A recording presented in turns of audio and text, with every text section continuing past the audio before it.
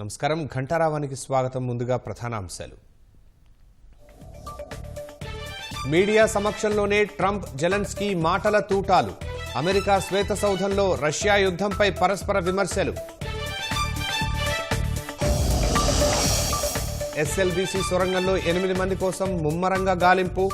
GPR స్కానింగ్లో గుర్తించిన ప్రాంతాల్లో తవ్వకాలు.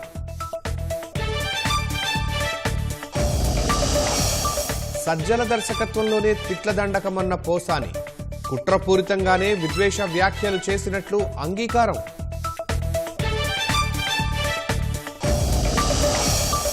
వంశీ నుంచి ప్రాణహాని ఉందన్న సత్యవర్ధన్. బెయిల్ ఇస్తే కేసు తారుమారు చేస్తారని అభ్యర్థన.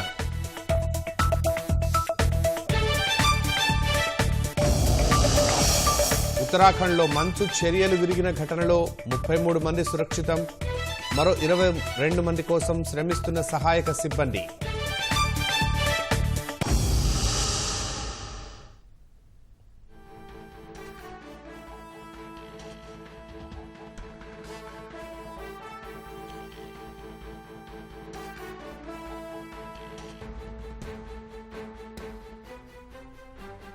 ఎస్ఎల్బీసీ సొరంగ మార్గంలో చిక్కుకున్న 8 మంది కోసం గాలింపు ముమ్మరమైంది. మరింత సమాచారం మా ప్రతినిధి స్వామి కిరణ్ ప్రత్యక్ష ప్రసారం ద్వారా అందిస్తారు. శ్రీశైలం సొరంగ మార్గంలో సహాయ చర్యలు ముమ్మరంగా కొనసాగుతున్నాయి. గత శనివారం ఉదయం 8:30 గంటలకు ఎస్ఎల్బీసీ టన్నల్లో ప్రమాదం జరిగింది. టన్నల్ బోరింగ్ మిషన్ నడుస్తుండగా పైన ఉన్నటువంటి పైకప్పు అంతా కూడా మట్టి నీరుతో కూడినటువంటి బురద ఒక్కసారిగా కుప్పకూలింది. ఈ కుప్పకూలినటువంటి నేపథ్యంలో 8 మంది కార్మికులు అందులో చిక్కుకోవడం జరిగింది. ఇందులో 2 ఇంజనీర్లు ఉన్నారు, 2 టన్నల్ బోరింగ్ మిషన్కి సంబంధించినటువంటి ఆపరేటర్లు ఉన్నారు, 4 కార్మికులు ఉన్నారు.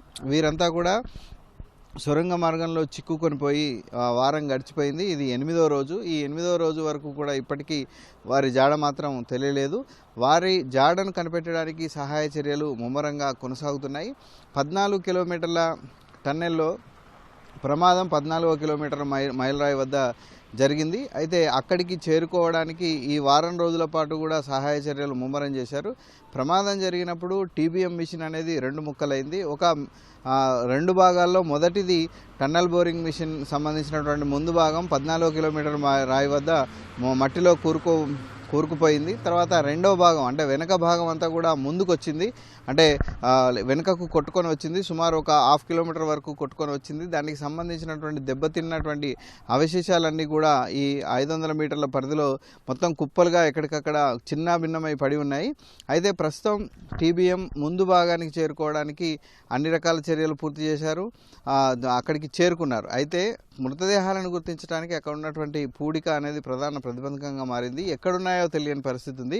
ఈ నేపథ్యంలో ఎన్జీఆర్ఐ ద్వారా వీళ్ళు ఒక స్కానింగ్ చేశారు. ఆ స్కానింగ్లో కొన్ని ప్రాంతాలను గుర్తించారు. అంటే ఆ భూమి పొరల్లో మనకు మానవ దేహాలకు సంబంధించినటువంటి అవశేషాలు ఉండొచ్చు అన్న అనుమానంతో కొన్ని ప్రాంతాలను గుర్తించడం జరిగింది. ఆ కొన్ని ప్రాంతాల్లో ప్రస్తుతం ఇప్పుడు తవ్వకాలు జరుగుతున్నాయి. సుమారు 5 మీటర్లు 3 మీటర్ల లోపల మనకు ఈ ప్రాంతాలను గుర్తించడం జరిగింది. అయితే ఈ ప్రాంతాలన్నీ కూడా టీబీఎం ముందు భాగము అలాగే దెబ్బతిన్నటువంటి వెనుక భాగం మధ్యలో ఉన్నాయి. ఈ రెండింటి మధ్యలో కూడా పెద్ద ఎత్తున బురద పేరుకొని పోయి ఉంది. అంటే కుప్పకూలినటువంటి మట్టి నీరు ఈ 2 మిక్స్ అయి ఉన్నాయి. ఇవన్నీ కూడా దాదాపు ఒక నడుము లోతు ఎత్తు వరకు కూడా ఈ బురద పేరుకొని పోయి ఉంది. అయితే దీన్ని తొలగించి లోపల ఉందా లేదా అనేది వాళ్ళు కనిపెట్టాలి. అయితే దీనికి నిరంతరాయంగా వస్తున్నటువంటి నీటి ఊట అనేది ప్రధాన ప్రతిబంధకంగా మారింది. ఎందుకంటే తవ్వుతున్న కొద్దీ నీళ్ళు వచ్చి అందులో చేరిపోతున్నాయి. దీంతో తవ్వకాలకు సంబంధించినటువంటి అన్నీ కూడా వాళ్ళు ముందుకు తీసుకోలేకపోతున్నారు. అయితే ఈరోజు ఎలాగైనా కనీసం గుర్తించినటువంటి ప్రాంతాల్లో ఎక్కడో ఓ చోట వారి ఆచూకీ లభ్యమవుతుందన్న ఆశాభావం మనకు సహాయ బృందాల్లో వ్యక్తమవుతుంది. అయితే నిన్న మొత్తం మృతదేహాలను గుర్తించారు అని సామాజిక మాధ్యమాల్లో తప్పుడు ప్రచారం జరగడంతో కలెక్టర్ బాదావత్ సంతోష్ స్పందించారు. ఏదైనా సమాచారం ఉంటే మేమే మీకు ఖచ్చితంగా తెలియజేస్తాం. అప్పటి వరకు కూడా ఎలాంటి మీడియాలో తప్పుడు వార్తలు రాయకూడదని చెప్పేసి ఆయన విజ్ఞప్తి చేయడం జరిగింది. అయితే ఈరోజు ఉదయం కూడా ఆయన లోపలికి వెళ్ళి సహాయ చర్యలను స్వయంగా పర్యవేక్షించడం జరిగింది. ఏం జరుగుతుందనేది వాళ్ళు తెలుసుకోవడం జరిగింది. అయితే ఈ సహాయ చర్యలకు సంబంధించి టీబీఎం మిషన్ మధ్య భాగంలో ముమ్మరంగా కొనసాగుతున్నాయి. అలాగే వెనుక భాగంలో వెలుపల కూడా సహాయ చర్యలు ముమ్మరంగా కొనసాగుతున్నాయి. వాటర్ ఎక్కువ రావడంతో డీవాటరింగ్ కోసం అత్యధిక సామర్థ్యం ఉన్నటువంటి పంపులను వినియోగిస్తున్నారు. దీంతోపాటు శిథిలాలను ఎత్తిపోయడానికి సింగరేణి కాలనీస్కు సంబంధించినటువంటి కార్మికులు, ఎన్డీఆర్ఎఫ్, ఎస్డీఆర్ఎఫ్, హైడ్రా వీళ్ళందరికీ సంబంధించినటువంటి వాళ్ళని తీసుకొచ్చి ఇక్కడ వేగంగా పనులు చేస్తున్నారు. లోపల ఉన్నటువంటి లోకో ట్రైన్కి సంబంధించినటువంటి వ్యాగన్లలో శిథిలాలను బయటికి తరలిస్తున్నారు. అయితే ఇక్కడ కన్వేయర్ బెల్ట్ అనేది పనిచేయట్లేదు. అంటే టన్నల్ బోరింగ్ మిషన్ సొరంగాన్ని తొలుస్తూ వెళ్తున్నప్పుడు వచ్చేటువంటి శిథిలాలన్నింటినీ కూడా బయటికి తరలించడానికి కన్వేయర్ బెల్ట్ అనేటువంటి ఒక ఏర్పాటు ఉంటుంది.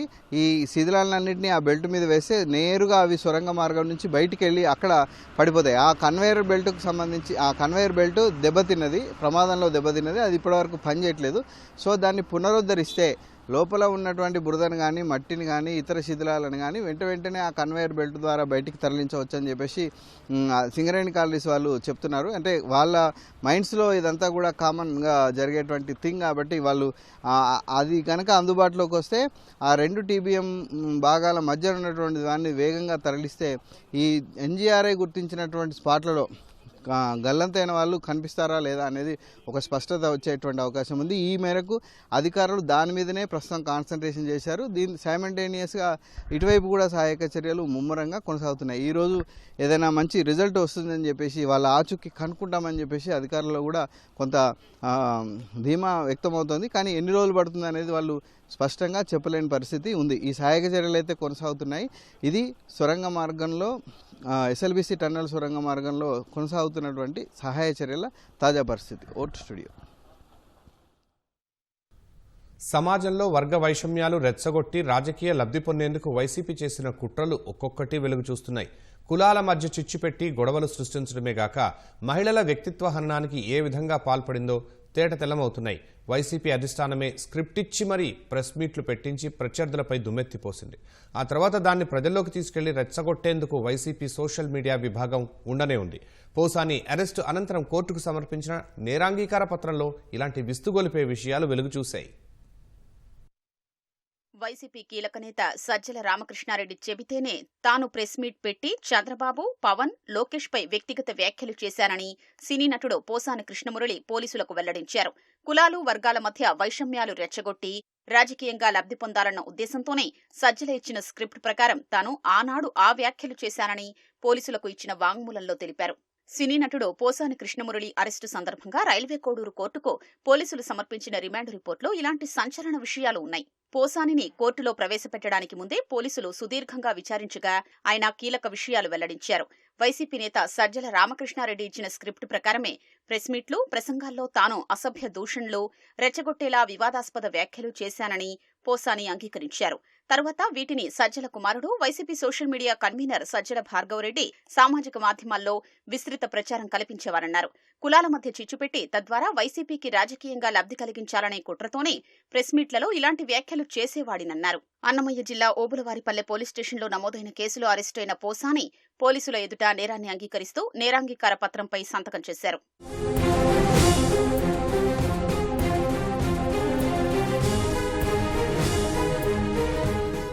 పవన్ కళ్యాణ్ అభిమానుల్ని రెచ్చగొట్టేలా ఆయనపైన, ఆయన కుటుంబ సభ్యులపైన అసభ్యంగా మాట్లాడానని, 2 వర్గాల మధ్య గొడవలు సృష్టించేలా వ్యాఖ్యలు చేసినట్లు పోసాని పోలీసుల ఎదుట ఒప్పుకున్నారు. అలాగే నారా లోకేష్ ను ఉద్దేశించి అనుచిత వ్యాఖ్యలు చేసినట్లు ఆయన నేరం అంగీకరించారు.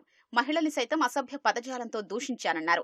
వీటన్నింటి వెనుక సజ్జల రామకృష్ణారెడ్డి ఉన్నారని, ప్రతి ప్రెస్ మీట్ కు ముందు ఆయనే స్క్రిప్ట్ పంపేవారని, ఆయన అనుమతితోనే రెచ్చగొట్టేలా మాట్లాడేవాడినని తెలిపారు. వైసీపీ ప్రోద్బలంతోనే కులాల మధ్య చిచ్చు పెట్టేలా, ప్రజల్ని రెచ్చగొట్టి గొడవలు సృష్టించేలా ప్రెస్ మీట్లలో కుట్రపూరిత వ్యాఖ్యలు చేశానని పోసాని ఒప్పుకున్నారు. చంద్రబాబు హయాంలో నంది అవార్డుల ఎంపిక కమిటీలో 12 మంది సభ్యులుంటే అందులో 11 మంది ఒకే కులానికి చెందిన వారేనంటూ అసత్య ప్రచారం చేసి నంది అవార్డు తిరస్కరించారని అంగీకరించారు. తద్వారా సినీ పరిశ్రమలో కొన్ని కులాల ఆధిపత్యం ఉందంటూ ఓ కులాన్ని కించపరుస్తూ వ్యాఖ్యలు చేశానన్నారు. సినీ అభిమానులు, రాజకీయ పార్టీలు, కులాల మధ్య విభేదాలు సృష్టించడానికే ఈ విధమైన వ్యాఖ్యలు చేశానన్నారు.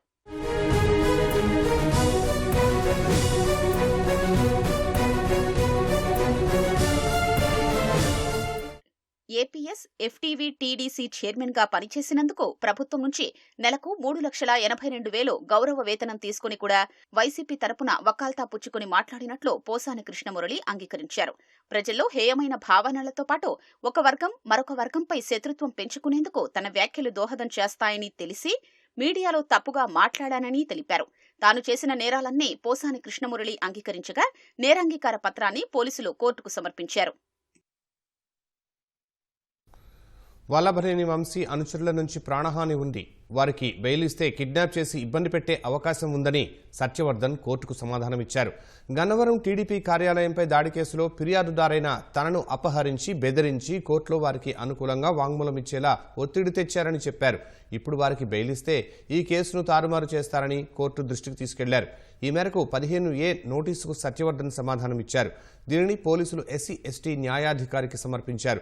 నిబంధనల ప్రకారం వల్లభనేని వంశీ బెయిల్ పిటిషన్పై అభ్యంతరాలు తెలపాలన్న కోర్టు నోటీసుపై సత్యవర్ధన్ ఇచ్చిన ఈ సమాధానం కీలకం కానుంది.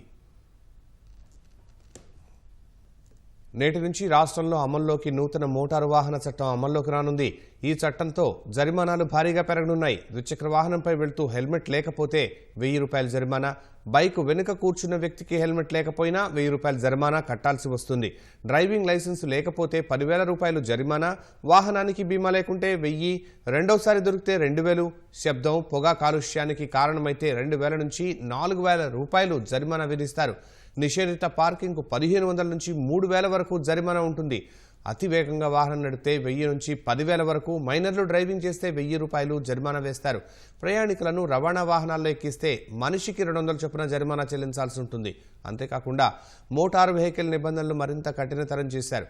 రోడ్డుపై ద్విచక్ర వాహనం నడిపేందుకు రిజిస్ట్రేషన్, డ్రైవింగ్ లైసెన్స్ తప్పనిసరి, బీమా, కాలుష్యరహిత ధ్రువపత్రాలు, హెల్మెట్ తప్పనిసరి చేశారు. కూటమి ప్రభుత్వం ఏర్పడిన తర్వాత మంగళగిరి, తెనాలి, నారాకోడూరు మధ్య రోడ్లకు మహర్దశ పట్టింది. గుంటూరు జిల్లాలో ప్రజలు నిత్యం రాకపోకలు అధికంగా సాగించే తెనాలి గుంటూరు వయా నారాకోడూరు, తెనాలి విజయవాడ వయా మంగళగిరి రహదారుల విస్తరణకు కూటమి ప్రభుత్వం ఇప్పటికే ఆమోదం తెలిపింది. తెనాలి నుంచి గుంటూరు మార్గంలో నారాకోడూరు వరకు, తెనాలి విజయవాడ మార్గంలో మంగళగిరి హైవే వరకు 4 లైన్లుగా అభివృద్ధి చేయడానికి ప్రభుత్వం సిద్ధమవుతోంది. మంత్రి నారా లోకేష్ ఆదేశాలతో అధికారులు డిపిఆర్ రూపకల్పన పనులు ప్రారంభించారు. విస్తరణకు అవసరమైన కొలతలు సేకరిస్తున్నారు. నెల్లూరు జిల్లా కోవూరులో బైక్పై వచ్చి చైన్ స్నాచింగ్కు పాల్పడుతున్న 2 కిలాడీ లేడీలను పోలీసులు అరెస్టు చేశారు. కోవూరు మండలం పాటూరు రోడ్లో బైక్పై వచ్చిన 2 మహిళలు ఒంటరిగా ఉన్న ఓ మహిళ కళ్లల్లో కారం కొట్టి మెడలో బంగారు ఆభరణాలు లాక్కుని పరారయ్యారు. ఆ మహిళ కేకలు వేయడంతో చుట్టుపక్కల వారు వెంబడించి దొంగలను పట్టుకుని పోలీసులకు అప్పగించారు. దేవకి, జీవిత అనే 2 మహిళలు ఆర్థిక ఇబ్బందులతో చోరీలకు పాల్పడుతున్నారు. దొంగతనాలు ఎలా చేయాలో యూట్యూబ్లో చూసి నేర్చుకుని చోరీలకు పాల్పడుతున్నట్లు పోలీసులు తెలిపారు. దొంగతనం చేసిన మహిళలు స్కూటీపై పారిపోతున్న దృశ్యాలు సీసీ కెమెరాలో రికార్డయ్యాయి.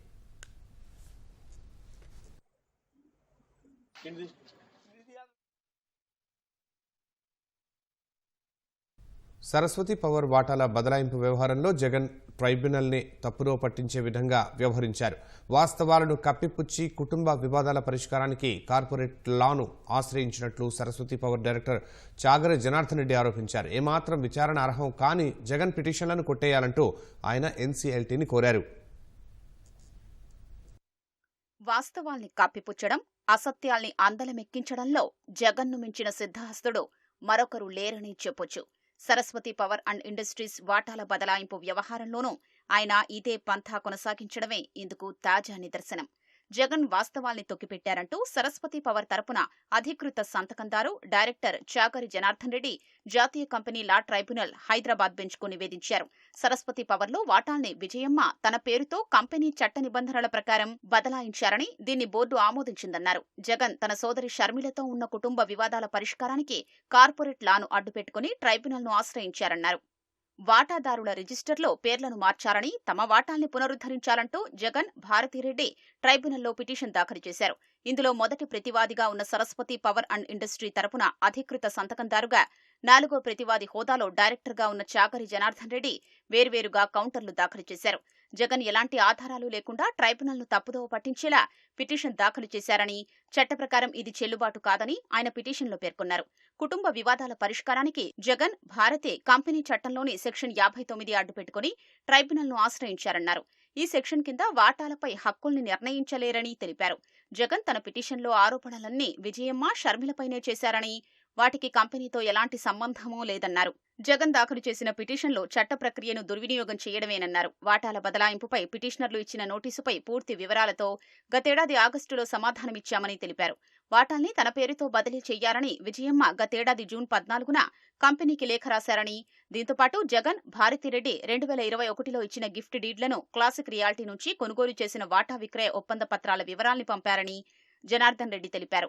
లేఖ అందిన వెంటనే పత్రాల్ని పరిశీలించి నిర్ణయం కోసం బోర్డు సమావేశపరచగా గతేడాది జూలై 2న డైరెక్టర్లు విజయమ్మతో పాటు తన పేరుతో వాటాల బదిలీకి ఆమోదం తెలిపారన్నారు. విజయమ్మ నుంచి నోటరీ, బాండ్ను సైతం తీసుకున్నామని, వీటి ఆధారంగా సభ్యుల రిజిస్టర్లో విజయమ్మతో పాటు తన పేరును చేర్చామని జనార్దన్ రెడ్డి తెలిపారు.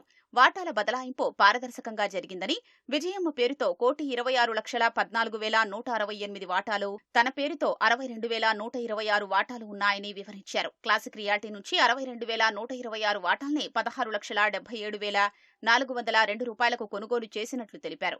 ఈ వాటా కొనుగోలు అందరి ఆమోదంతోనే జరిగిందని, దీనిపై సర్వహక్కులు తనకే ఉన్నాయని జనార్దన్ రెడ్డి తెలిపారు. జగన్ ఈ వాస్తవాలన్నీ వెల్లడించకుండా దురుద్దేశంతో దాఖలు చేసిన పిటిషన్లు కొట్టివేయాలని జనార్దన్ రెడ్డి కోరారు. పేరుకే మెట్రో నగరం, ఆ పైన పారిశ్రామిక ప్రాంతం అయినప్పటికీ అభివృద్ధి ఛాయలు మత్సుకైనా కనిపించవు. ఇరుకు రహదారులు, గందరగోళమైన ట్రాఫిక్తో ప్రజలు నిత్యం నరకం అనుభవిస్తున్నారు.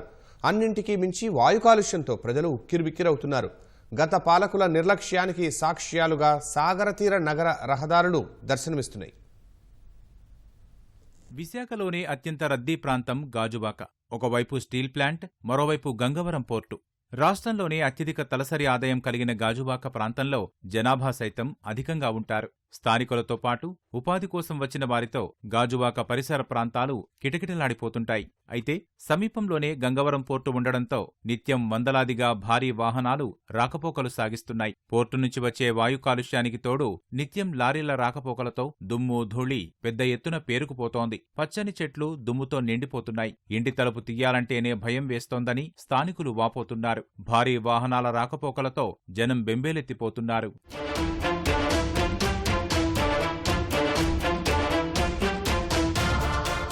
పొల్యూషన్ బాగా ఎక్కువ. ఒక 50 సంవత్సరాలు బతికి కూడా 15 సంవత్సరాలు బతుకుతాడు ఇక్కడ. ఎందువల్ల అంటే ఇక్కడ ఫ్యాక్టరీలు అయి దగ్గర అయిపోయింది, పోర్ట్ అయి దగ్గర ఉంది. దానివల్ల నల్లగా వచ్చేస్తుంది. ఇంట్లోకి డస్టే, మొత్తం అంతా డస్టే. ఆ డస్ట్లోనే మేము బతుకుతున్నాం మొత్తం. పొల్యూషన్ చాలా ఎక్కువ ఉందండి ఇక్కడ. ఈ రోడ్లో చాలా ఎక్కువ, టూ మచ్గా ఉంది. మార్నింగ్ టైము స్కూల్ టైంలో డ్యూటీకి వెళ్ళే టైము, స్టీల్ ప్లాంట్కి స్టీల్ ప్లాంట్ టౌన్షిప్లో స్కూల్స్కి వెళ్ళే టైంలో విపరీతమైన కంటైనర్లు రోడ్డు మీద వెళ్తుంటే విపరీతమైన డస్ట్, రోడ్డు కూడా కనబడిన పరిస్థితి. ఎర్లీ మార్నింగ్ 8కే దారుణంగా ఉంటుంది. అసలు ఆ టైంలో కంటైనర్లు వదలకూడదు. ఇప్పుడు చాలాసార్లు మేము కూడా అది చెప్పాము, కంప్లైంట్ ఇచ్చాము, కానీ ఎవరు పట్టించుకోవట్లేదు. కనీసం ఇంట్లో ఉండలేకపోతాను, ఏం తినలేకపోతాను. తలుపులు వేసినా సరే ఇంట్లో వాళ్ళకి ధూళి వచ్చేస్తుంది. తర్వాత ఈ రోజు ఇదే కాదు, తోవంటే నడిచిన వాళ్ళు కానీ, బొల్ల మీద ఇల్లు కానీ చాలామంది కళ్ళలో ధూళి పడిపోయి చాలామంది పడిపోతున్నారు అక్కడ. తర్వాత ఏంటంటే ఎంత తుడిసినా సరే ఆ ధూళి తగ్గడం లేదు. ఇంట్లో ఇల్లు ఖాళీ చేసి వెళ్ళిపోదాం అనుకుంటే సొంత ఇల్లు ఎక్కడికి వెళ్ళలేక ఉండలేక అలా ఉంటున్నాం. ఇక్కడ ఎవరు అద్దెకు ఉండడం లేదు. ఈ ఇల్లు అమ్ముదామంటే ఎవరు కొన్నోడు కూడా లేడు. గంగవరం పోర్టుకు వచ్చే వాహనాలతో వచ్చే శబ్ద కాలుష్యం, వాయు కాలుష్యంతో ఊపిరి పీల్చుకోవడం కష్టంగా మారిందని స్థానికులు వాపోతున్నారు. పోర్టు యాజమాన్యం సైతం ఎలాంటి ఉపశమన చర్యలు చేపట్టడం లేదని, కనీసం చెట్లు పెంచడం, దుమ్ము లేవకుండా వాటరింగ్ చేయడం వంటి చర్యలు చేపట్టడం లేదని ప్రజలు ఆగ్రహం వ్యక్తం చేస్తున్నారు. దీనికి తోడు దుర్వాసనతో ఉండలేకపోతున్నామని ఆవేదన వ్యక్తం చేస్తున్నారు. చాలా ఇబ్బంది పడుతున్నాం. ధూళి బ్లాక్ గా చూడండి, చెట్లు రోజు దగ్గరలో ఉన్నాం, స్మెల్కి భరించలేకపోతున్నాం. వందలు చుట్టాలు వచ్చిన స్మెల్కి ఈయనకి ఇదే ప్రాబ్లం చెప్తున్నారండి. ఇక్కడ పొల్యూషన్ చాలా ఎక్కువగా ఉండడం వల్ల చిన్నపిల్లలు మెయిన్ హార్ట్ ప్రాబ్లమ్స్ గట్రా చాలా ఎక్కువ వస్తున్నాయి. దానివల్ల మేము చాలా ఇబ్బందులు ఎదుర్కొంటున్నాం. తర్వాత వాటర్ పొల్యూషన్ అయిపోతుంది. డంపింగ్ యార్డ్ స్మెల్ కూడా మాకు అసలు మేము డోర్ తీయలేకపోతున్నాం సార్. అలా ఇంట్లో ఉండాల్సి వస్తుంది. చాలా పొల్యూషన్ అండి. ఎంతంత పొల్యూషన్ కాదు, ఎంతమంది అంటే కొంచెం తక్కువగా ఉండేది, ఇప్పుడు మరీ ఎక్కువైపోయిందండి. మూత్రపిండాలు ప్రాబ్లమ్స్ అయితే ఇక్కడ ఎక్కువ వచ్చేస్తున్నాయండి. అందరు ప్రతి ఒక్కరికి మూత్రపిండ ప్రాబ్లమ్స్ ఏంటి అన్ని ప్రాబ్లమ్సేనండి. ఎందుకంటే అస్సలు మేము ఉదయం లేచి ఇలా బయటకు వస్తామంటే స్మెల్, నైట్ 12 అయిందంటే ఎంతంత వాసన కాదండి. ఇక్కడ నుంచి మేము ఉంటున్నాం అంటే మాకు అలవాటు అయిపోయింది. అంటే మా స్మెల్ వస్తుందని మాకు తెలియట్లేదు. మా ఇంటికి ఎవరైనా చుట్టాలు వస్తే మాత్రం ఎంత స్మెల్లో మీరు ఉంటున్నారంటే అప్పుడు మాకు తెలుస్తుంది, మేము స్మెల్లో ఉంటున్నాము అని అప్పుడు మాకు అర్థమవుతుంది అనమాట. దోమలు ఒకటి ఎక్కువైపోతున్నాయండి, స్మెల్కి అసలు ఉండలేకపోతున్నామండి. దోమలు కలిసినట్టుగా కాళ్ళు బొరగాళ్ళు వచ్చేస్తున్నాయి. ధూళి కూడా విపరీతమైన ధూళండి. పొద్దున్న తుడిసిన గంటకే ఇంట్లోకి లోపల కూడా వచ్చేస్తుంది ధూళి. దాదాపు దగ్గర 2 సంవత్సరాల నుంచి మేము ధర్నాలు నిరసనలు చేస్తున్నా సరే గంగవరం పోర్టు యాజమాన్యం మాత్రం ఎటువంటి దీని మీద ఇది తీసుకోవడం లేదు. కనీసం పచ్చని చెట్లు కూడా వేసి కాలుష్యం తగ్గించే మార్గం కూడా చూపించడం లేదు. గత ప్రభుత్వ హయాంలో ఈ పోర్టు రహదారిపై పెద్ద ఎత్తున గుంతలు పడి మరింత దుమ్ము వచ్చేదని, ప్రస్తుతం గుంతలు పూడ్చినా కాలుష్యం సమస్య తీరలేదని స్థానికులు చెబుతున్నారు. వీళ్ళు పొల్యూషన్ వల్ల తీవ్ర సమస్యలు పడుతున్నారని వాపోతున్నారు. దీన్ని ప్రభుత్వం ఎలాగైనా స్పందించి చర్యలు తీసుకోవాలని కోరుతున్నారు. కెమెరామెన్ శ్రీనివాస్తో ఈటీవీ రిపోర్టర్ రంజిత్. భారత ఉమ్మడి వారసత్వంలో భాగంగా మారిన సూఫీ సంప్రదాయానికి ప్రత్యేక గుర్తింపు ఉందని ప్రధాని నరేంద్ర మోదీ అన్నారు. 13వ శతాబ్దపు ప్రముఖ సూఫీ కవి అమీర్ ఖుస్రో జ్ఞాపకార్థం ఢిల్లీలో నిర్వహించిన జహానే ఖుస్రో 25వ వార్షిక వేడుకలో ప్రధాని పాల్గొన్నారు. నిజాముద్దీన్ ఔలియా, రూమీ, రస్ఖాన్ వంటి సూఫీ సాధువులు ముస్లింలుగా పుట్టిన అద్భుతమైన గేయాలు రాసి శ్రీకృష్ణుడికి అంకితమిచ్చారని మోదీ ప్రశంసించారు.